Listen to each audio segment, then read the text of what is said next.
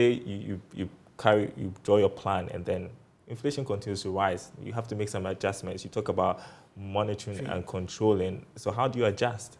Exactly. That's the first step is to ensure that when you find yourself in such a situation, perhaps the regularity with which you monitor and evaluate your plan should increase. If ordinarily you do that once every quarter, now you should be doing that every month, because we are in an uncertain environment.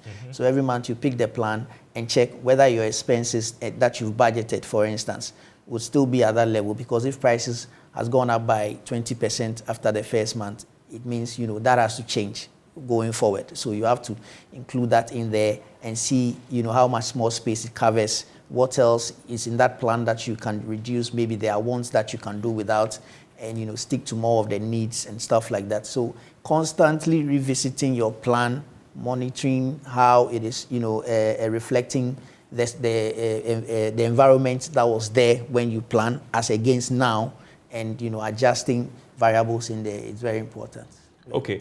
Do you necessarily have to stick with a plan if things change? And at what point do you strike out something if you feel, well, I budgeted for this, but inflation has gone up. I don't think this can be achieved at this point. Yeah, of course. I would say the less rigid your plan is, the better it is, because that then means it's a plan that responds to the changing times. Because if you set up a plan, like I said, and you put on the shelves, then you've carved it in stone. You are waiting till end of year for you to pick the plan and see how far you've gone, and everything might be off track at that point. So it's important that you don't think of your plan as something rigid that you have to stick by at all cost.